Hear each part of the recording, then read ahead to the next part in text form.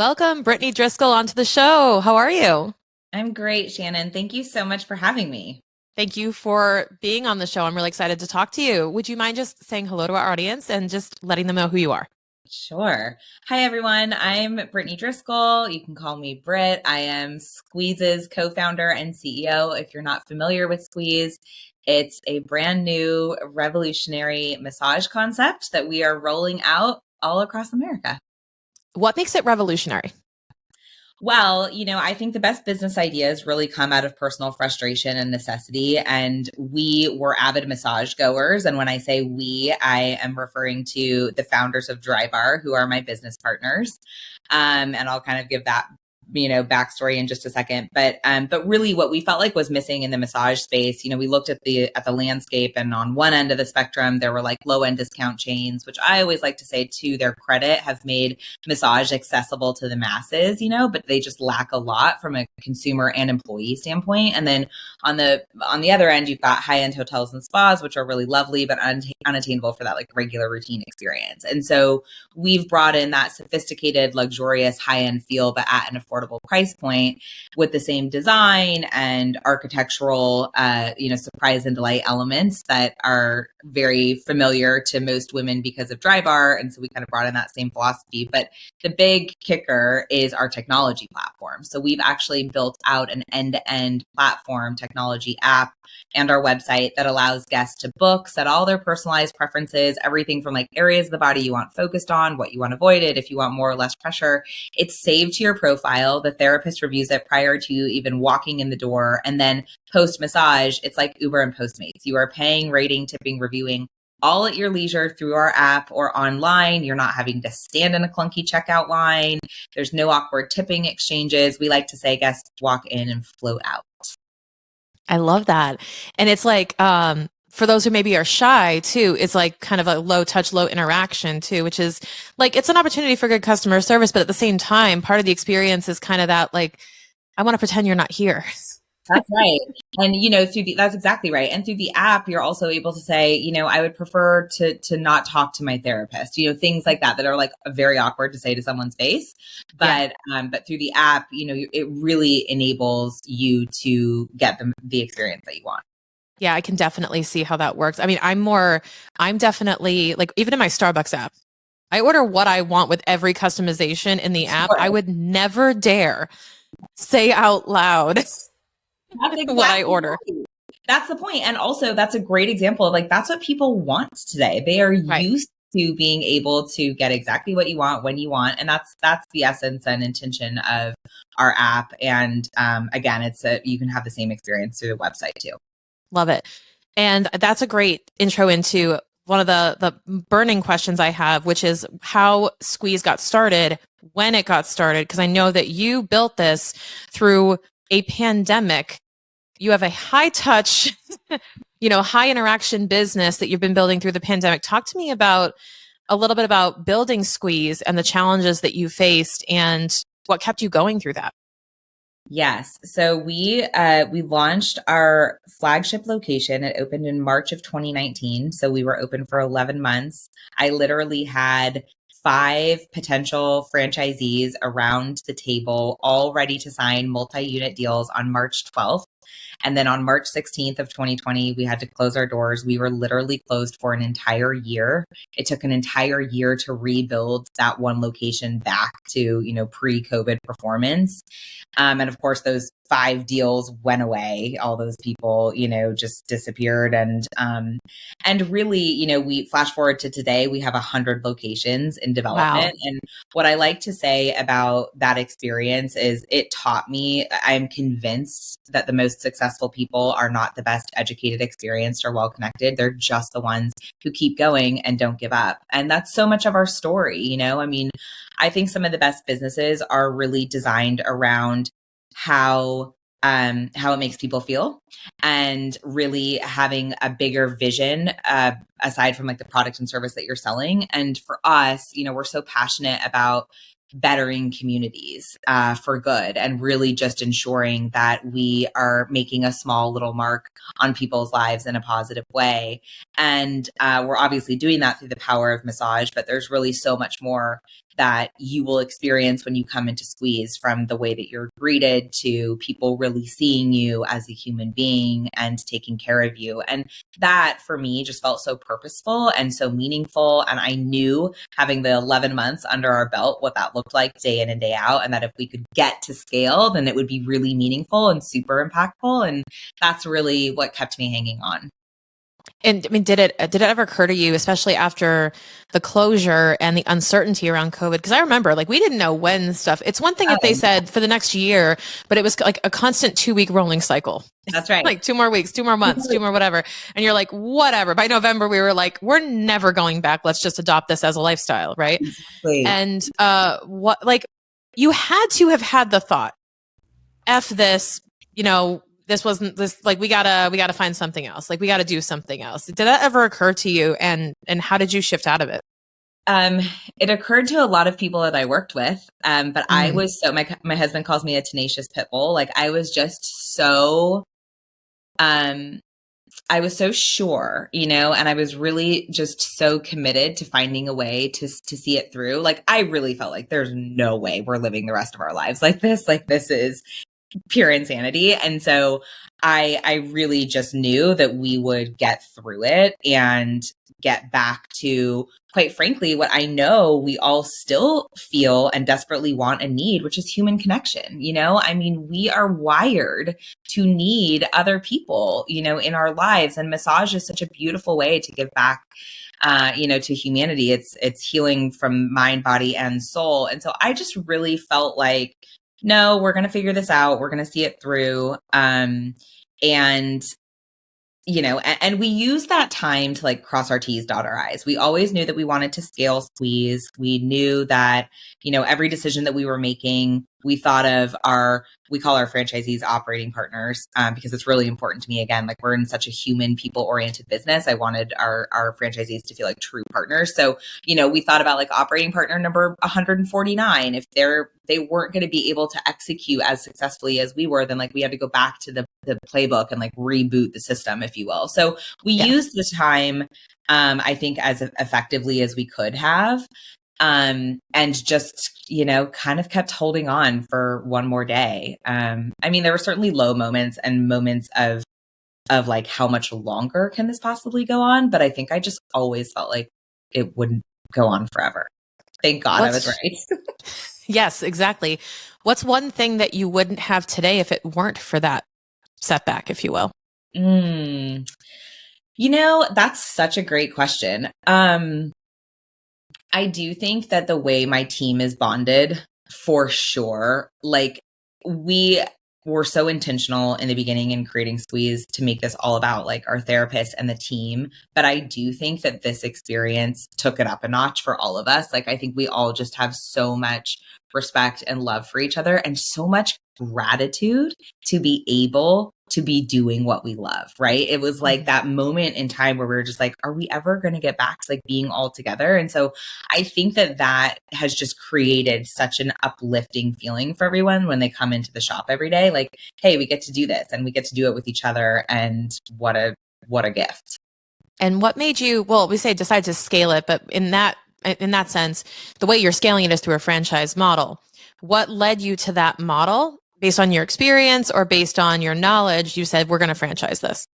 There were a few things. So I ran marketing for Drybar. That's my tie to that brand. And when I was there for 4 years, helped grow the company to over 100 million. So it was kind of the rocket ship years, and saw a lot of things we did well and a lot of things, you know, we wish we could have done differently. And we were able to apply those to Squeeze. And one of them was franchising. You know, we learned when I was at Drybar, it was like 70% corporate owned. And we learned very quickly that franchisees just run their businesses better. You know, they have skin in the game. They live in their community. They are deeply connected to it. They care about their team. They have higher retention rates, both on, like, member and employee side. And so that, you know, was kind of the foundation of our decision making. But there was a few other things. Like, for me, this is my first true entrepreneurial venture. I love the idea of giving other people and women, you know, in particular, the opportunity to build a business that is so, you know, wellness and compassion forward in their communities. 85% of our operating partners are women. And, I love that. Loved that, opportunity just to create a community of entrepreneurs. I always like to say like franchising is like taking the entrepreneurial leap, but with a safety net below you, because you have the support of the franchisor. And then you also have a community of like-minded people who are doing the exact same thing as you in different cities. And like, what a gift that is to have the support of that community. And then the one other piece was just like my own leadership and experience background. I had someone tell me really early on, if you want to run an operations and HR heavy business, open corporate owned doors. If you want to run a sales and marketing business, franchise. And for me, I was like, oh, okay, that makes a lot of sense. I'm going to go that direction.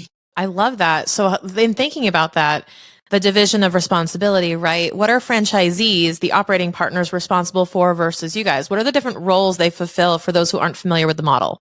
Yeah, absolutely. So the franchisor is really responsible for the brand and the brand ethos, really maintaining the standards of not just the look and feel of what you see, but also the experience that the consumer and the employee is receiving on a daily basis. So, it's really our job, if you think about it, to provide the toolkit.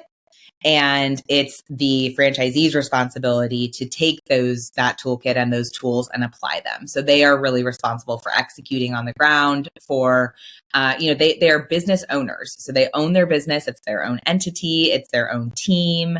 It's clearly their own guests that are coming in. As the franchisor, we at Squeeze, this is pretty common within the health and wellness space. We take a 6% royalty. So the majority of, the business is going to the franchisee. So, it's really their responsibility to take the information that we're providing and the guidelines and, and see them to fruition. I love that because it's almost like the price of what we would call a tax. You're getting the playbooks and you're getting the shortcut and you're really buying back time from making all the mistakes and having to prove the model where it's already been proven. And speaking of that, how much time did you guys dedicate into sort of proving Squeeze before making it open for franchisees? Because I imagine that's a big balance you have to make too, is making sure that the recipes work before you hand out the cookbook to everybody. That's right. So we actually took 18 months to design and build the entire concept. And during that time, this is before we opened Studio City, not only were we perfecting the app and really making sure that the brand and the experience was going to be solid, we also just spent a lot of time researching the industry. The beautiful thing about Squeeze is we are not inventing massage. There is nothing about the actual business or the model that is too different from what exists out there today. We're making it better. I always like to say, like, think about what Uber did for transportation, what Airbnb did for hospitality, what Postmates did for food delivery. We're taking something ingrained and just meeting the consumer and the employee where they're at today. So we knew that, thankfully, there was quite a lot of proof, if you will, that already existed. And then Studio City got off the ground in ways that we could have never imagined. I mean, it really exceeded all of our expectations. And so we were able to, take those two things, both the credibility of the industry and then our initial performance, and really, start to work with super ambitious people who understood our vision and wanted to bring it to their communities. I love that. And talk to me a bit about what you pulled, we'll call it what souvenirs you took from Drybar that were some of the biggest, we'll say, success drivers for Squeeze.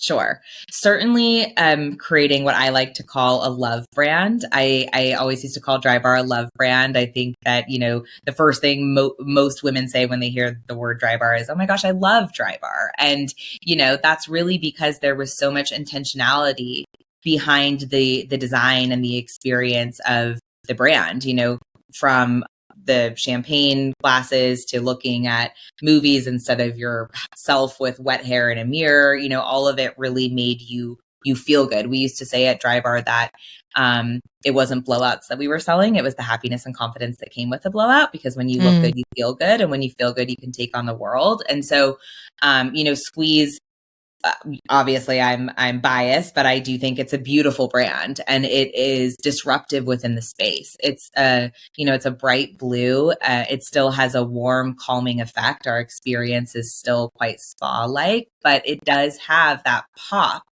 of kind of brightness that exists and really truly is representative, I think, of the feeling you have when you walk out of a massage, right? I mean, you feel lighter, brighter, you feel better, you feel rejuvenated. And so creating a brand that stands for how you want to make people feel, was so much inspired by what we learned at Drybar. I think the other thing was just, again, going back to people, I always like to say we're in the people industry, not the service industry.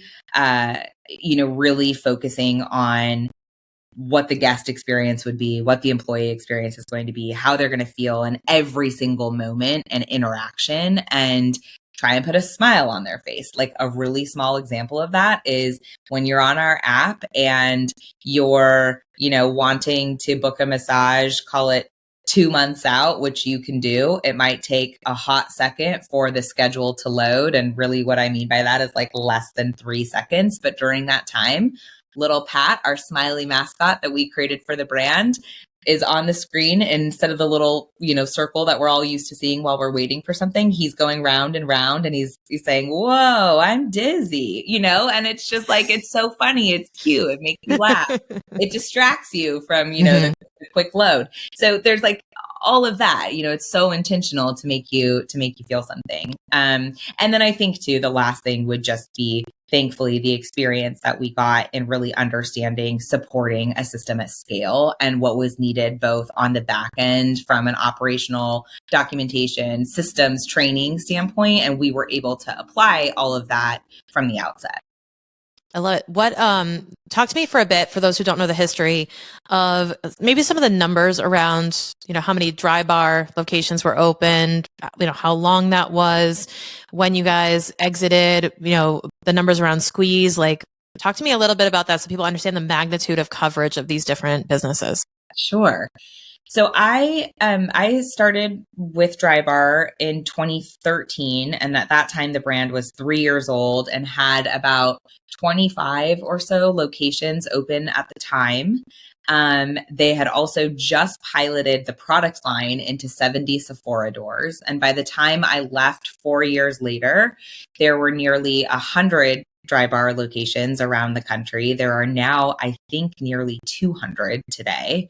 And at the time, again, that I left in 2017, we had over like 3,000 stylists. It was such an amazing brand, and such a beautiful experience for women. And the product line had also expanded into all Sephora doors, Ulta, Nordstrom, Bloomingdale's. We expanded internationally during that time as well. So we went into France, Canada, Mexico, Spain, and Australia, which was a wild ride. I got to actually go to Australia as we kind of researched that launch, which was so fun. So yeah, I mean, it was quite the ride. And then, for Squeeze today, again, we have nearly 100 locations in development. We have 15 or so open today. We're kind of opening like one, it feels like every other week. And we'll probably have 25 by the end of the year. And then that 100 will just continue to develop over multiple years because the majority of our operating partners are multi-unit owners. And so they have a development schedule that extends over several years to get there. That's awesome. And so when you talk about the operating partners, how do you identify them? They identify themselves. And what do you look for in a really solid operating partner? Because I know you guys are super intentional about those little details. Like you said, Pat spinning in the circle, like that's attention to detail. I'm sure you apply that in your operating partners as well and look for something like that. Absolutely. Again, so much of our business really comes down to how we are treating people, how we're making them feel. And so the number one thing that we are looking for in an operating partner is a compassionate servant leader, someone who really understands how to lead and motivate people. Ideally, have strong operational background in the health, wellness, beauty industry. But quite frankly, we actually have had a lot of our operating partners come out of finance and different industries. But again, their hearts are in the right place in terms of really wanting to bring a beautiful experience into their community and lead a wonderful team of people. So certainly we've got all backgrounds, but we do love people who have franchising experience, prior franchising experience. Our Boston operating partner, as an example, is one of the largest Planet Fitness operating partners, or sorry, he was the chief operating officer of one of the largest Planet Fitness holding companies. So in any case, that type of experience really bodes well for our system at this point, given our scale. But I'm also super passionate about supporting people who have always wanted to own something in their community and, and love the idea of building a world-class team. So, and in terms of, they find us, we find them, it's a little bit of both. We're thankfully, as we're scaling, more and more people are actually experiencing Squeeze and hearing about it firsthand from friends, which I always think is the best sign of, a healthy, growing brand. But we are also, again, seeking out people who really have that strong operational background. So about franchising or wanting to own a wellness experience in your community, you can visit us at squeezemassage.com/franchising and learn all the good things. Awesome. So Britt, I want to shift gears into more about you, not just your businesses, but more about you as a person and as somebody who is clearly driven, clearly probably borderline stubborn like me. And really focused on your goals, right? Which most people call stubborn. I'm just like, well, relentlessly optimistic and, welcome a good challenge. Yeah. Talk to me about where that comes from. Talk to me about what you studied. I know you have a background in marketing. Let's go all the way back to what do you think shaped the entrepreneur that you are right now? I do think there is a little bit of just a natural optimism that exists. I mean, I can look back even to my childhood and, I wanted to act. And so I pursued drama for a while and I was super confident that I could, play the part of whatever it is I wanted to do. And then I didn't know how to play basketball, never touched a ball in my life until I was 14 years old going into high school and decided I wanted to play basketball. And I did. I played for all 4 years. So I do think that there is a little bit of, I call it tenacity, that I'm just going to figure it out. But I also think that I have thankfully had a lot of really encouraging people in my life who never shut me down from that type of outlook, everyone from, my parents who were very supportive of me to, I had a professor in college who was, actually led my intern course and really set my career off in such a beautiful trajectory. And I got a chance to work at an experiential marketing firm, which really, gave me the bug of just working with really great brands and creating cool experiences. And then I had just amazing bosses throughout my career too, who let me fail, who championed me, who I always like to say I had this one boss, her name is Anne-Marie Neal, and she's a force, she's a powerhouse.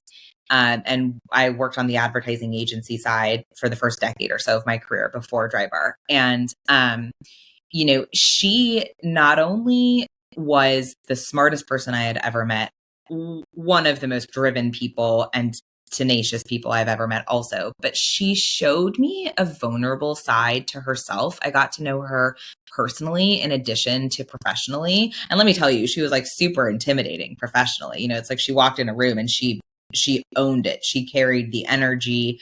And that was very impressive in the beginning. But the more I got to know her, the more I saw that she was just a real human being who, struggled like the rest of us with life and family and, bosses and just things. And what that really demonstrated for me is that if she was a real person dealing with real life problems and also kicking ass at work, I could do that too. And I think that's the really beautiful thing for us as women, is to show our vulnerability, to talk about our weaknesses, to talk about the fact that we're not perfect and we don't have all of the answers and still do really awesome things, because that just opens the door. It gives permission for so many other women to do the same thing. So yeah, I think it's a little bit of all the things, which I'm very grateful for. And as you're saying that, I'm thinking about how how grateful I would be if I had that example to follow, right? Just to prove that it was done, because we're not all that so and so lucky. Yeah. And what's interesting is you were driven by, I saw this example and I knew it was possible, and I knew I could. I always say, take what you want, leave what you don't. But you took a lot from those experiences and said, I want to do it like that, or I want to be like that. And what's so interesting is a lot of my motivation in my business is the opposite. I've seen a lot of what I don't want to do. And I care so passionately about, I will never be that, or I will create an environment where that doesn't have to happen. Yeah. In the other direction. It's like a push versus pull. Well, I think that's actually just as important, if not a more powerful experience to have, because I do think that it matters so much to understand who you don't want to be, how you don't want to show up, than how you do. So I agree. It's like, I think they're both equally motivating. And don't get me wrong. I mean, I had quite a lot of naysayers and people who discouraged me, all men who I can think of. Thankfully, none of them in my personal circle. I've always had a really supportive husband and, really great close friends and whatnot. But, people who I interacted with in the workforce along the way, I think I was also a little bit motivated by, like, I'll show you. That's not true. I'm going to just watch. And, so I think there's different layers of motivation for sure. Yeah, that's a lot of what we do. Is I've always said, I'm going to prove that I can do it. I'm going to prove that we can build a healthy work environment in the accounting industry. Yes. Amen. Good for you. Yeah. Like, where moms, and I say where moms, daughters, sisters, whatever, can live the life they want to without trading their career. And that's a big part of our why. And we have moms, people who travel all stages of life, that are like, yeah, because all that matters is we got the work done. You don't have to shackle people to a desk. You don't have to, it doesn't have to be the way it's always been. And that's a lot of what you're embodying with your brands, is like, well, what if we just started with what the customer wants and we went from there?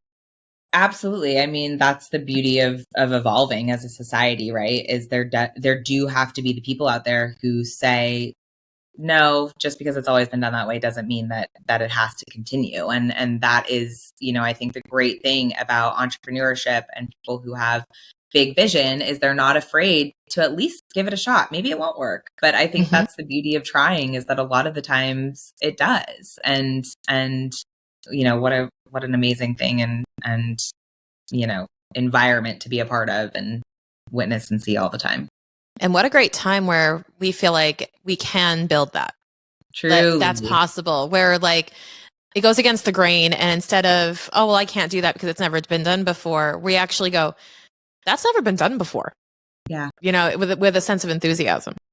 Yeah. And even if it hasn't been done by you. I was actually just watching something that Jamie Kern-Lima put out on Instagram. I love her. She's the founder of It Cosmetics.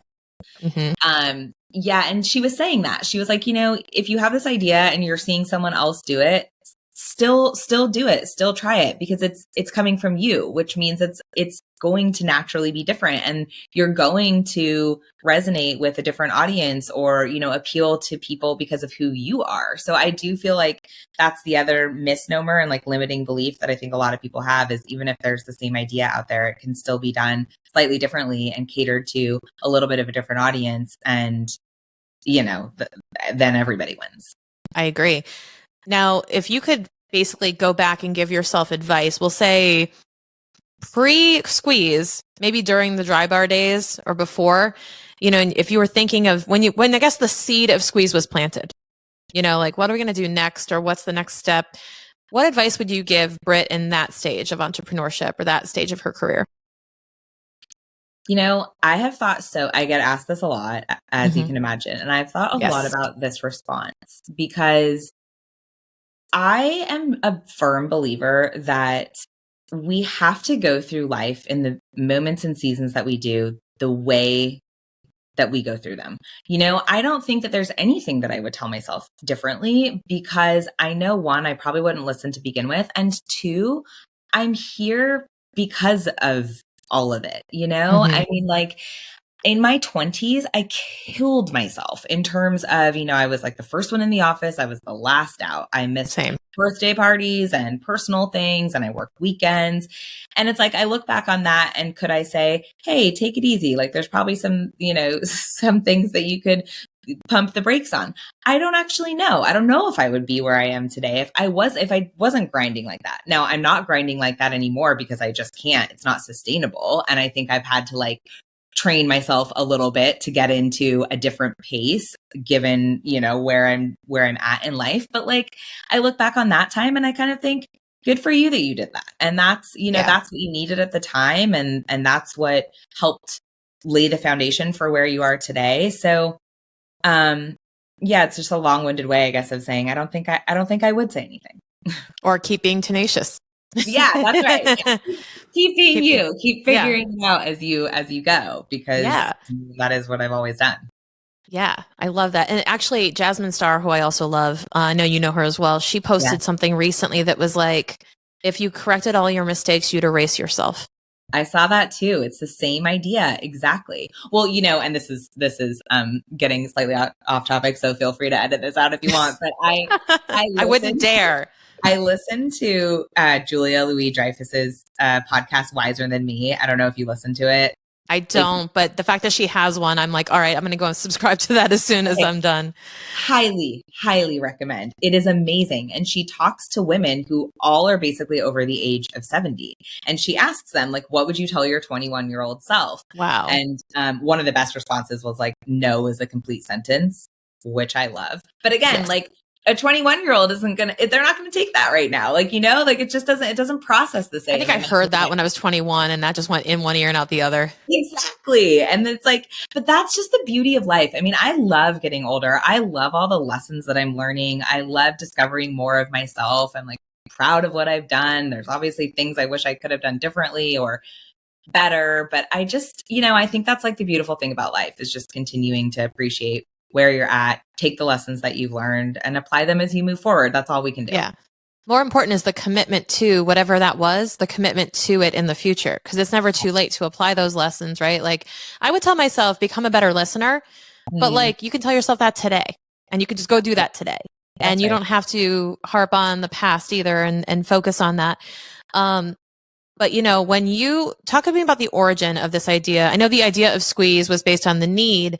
But going into entrepreneurship, did it feel like a leap? Did it feel like a jump? Did it feel like a small step off of one rock to the other? What was that transition like for those who are going through, hey, I really want to start my own thing? It just feels like this massive cliff jump. It is. It is. I mean, no doubt. I've always been an entrepreneurial spirit. So I would say that I've always been, inclined and dabbled in the world of, constant chaos essentially and figuring it out as you go.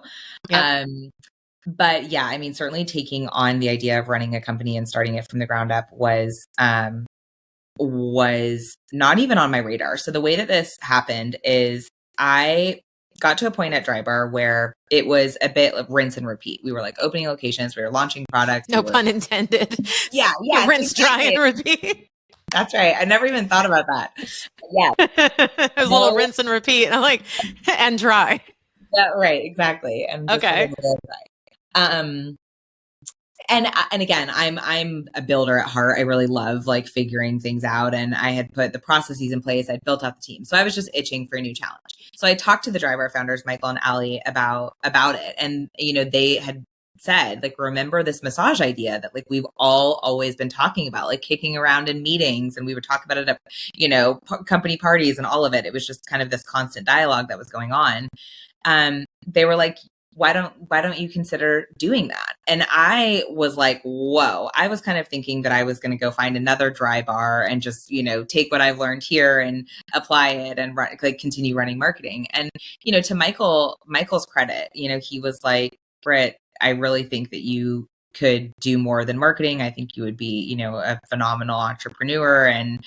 And so I actually took 3 months and I evaluated whether or not this was like what I wanted to do, because it's such a big decision. And what I didn't want to do was partner with dear friends of mine who I have a lot of respect and love for, and like 3 months in, be like, never mind, I'm going to go take the bigger paycheck down the line. Like, this is too hard. It's exhausting. So I basically spent 3 months. I built out the model. I thought about how we could position the brand, and I really researched the space, all while interviewing at other companies and like, exploring what else was out there, because I really wanted to feel sure about moving forward with this direction.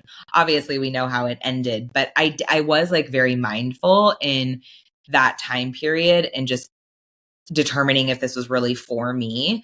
And while I absolutely was so passionate about the idea of disrupting the consumer experience and all the great things that Squeeze is today, what actually during that 3-month period got me the most excited was researching the space and just seeing that there wasn't a great employee experience that existed at scale. And, massage therapists are healers and helpers in their hearts. Like, they are such beautiful human beings. They've dedicated their lives to, empowering and bettering people. And I just thought, and I love people. I have such a passion for people. And, and I thought, wow, this would be such a cool thing if we could create this brand that really centered around the massage therapist, because I really believe everything else would fall into place if we did that. And so that's what got me the most excited, was creating this brand that was going to disrupt the industry on every level.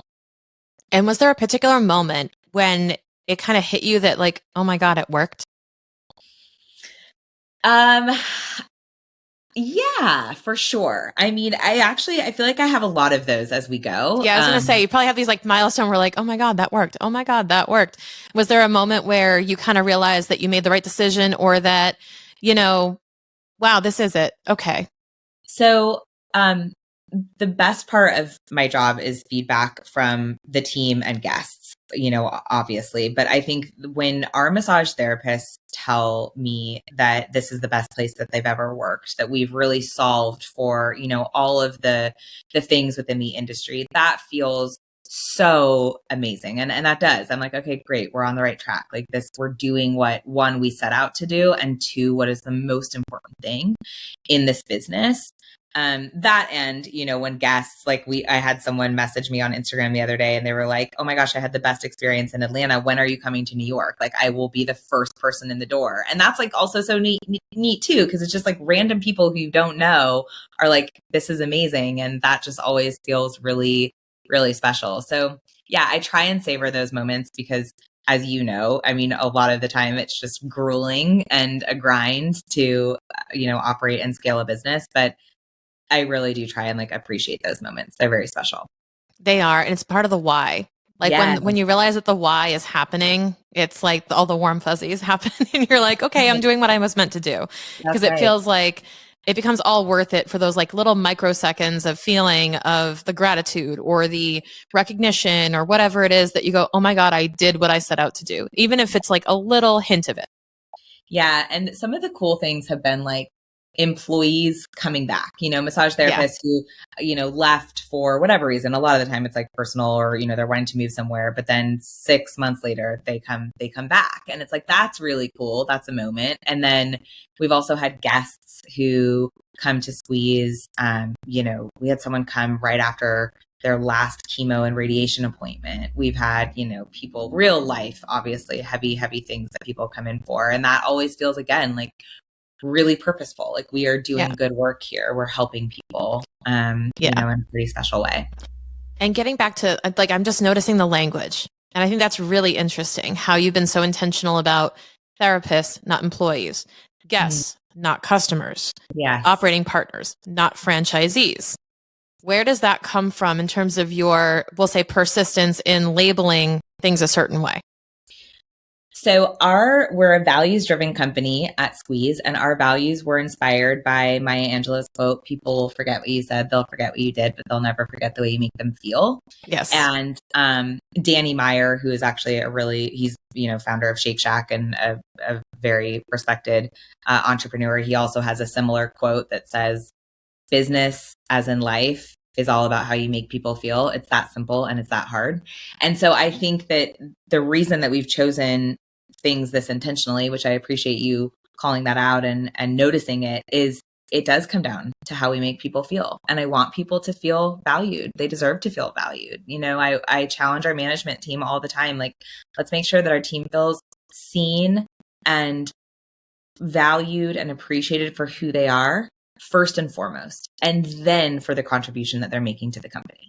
It's like, let's get back to this is a human experience that we are all in collectively together, but like our business in particular is very deeply human. Again, we are seeing people kind of in their lowest of lows a lot of the time and being that one bright light. And so it's like, I just never want to lose sight of what a great opportunity that is. And quite frankly, responsibility too. Yeah. And I have to make the observation too, that I won't call it ironic because it's very intentional, but you are a human-centric business that instead of simply throwing humans at the business, I'm talking about the tech that you use, right? Mm-hmm. Instead of saying everything must be done by a person or everything must be done manually because we're a quote human-centric business, you're taking it back to the ethos of, well, humans want to feel seen, heard, and understood. Yes. Not just be there or see a human. And I think people misconstrue that. They really go surface level with, we want that personal touch. I'll give an example, right? My company was always people first. And what did they do? They sent us out to, as a consulting firm, they would send us out to the client for quote unquote FaceTime, which was totally unvalued because we were just a hassle, an extra desk they had to find, an extra thing they had to do. Yeah. And they were like, actually, we don't like Shannon's lovely. She doesn't have to come all the way out here and fly every Sunday night just to come here and work. She's totally fine if she wants to stay home. Yeah. But it was more that like superficial face value of quote unquote human connection. It's almost fabricated. Well, you're going back to the essence of, well, what does human mean? And how does that actually play into our values? Not just, oh, well, people have to be behind the counter and people have to serve and people have to do this and here's your scripts. You're actually going a different direction with it and saying, actually, what people want is sometimes less people. That's right. Well, that and like what our technology has done specifically for our experience is it's removed the transactional components of and resistance. Exactly. And just right. And the friction, that exists previously or does in other concepts. And so what that does is not only does it allow like the convenience and the personalization factor, which you were just mentioning, but then when there is actual human interaction in the space, it's not, oh, can you tell me, your last medical, It's, hey, how are you doing today? I'm so happy that you're here. Let's get you comfortable. Like, it's seeing you, it's welcoming you in. It's, it just feels more connecting. And so, and that was our intention was let's not lose the human side of what this experience is, but let's also appreciate what people will, want in the full experience. So yeah, it's beautiful. And that is amazing to see.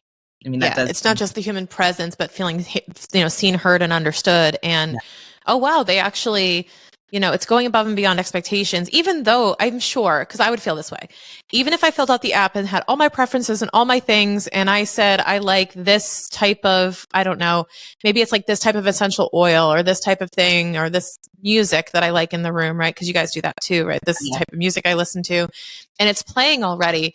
Even though I know I full blown wrote that, I would still be like, well, that's nice. Yes.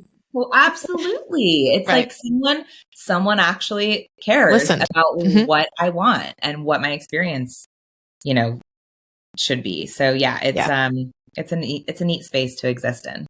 So if folks who are listening are inspired by that and they want to infuse that into their businesses, what are your pieces of advice for how people can get in touch with maybe those values and turn them into realities in their business?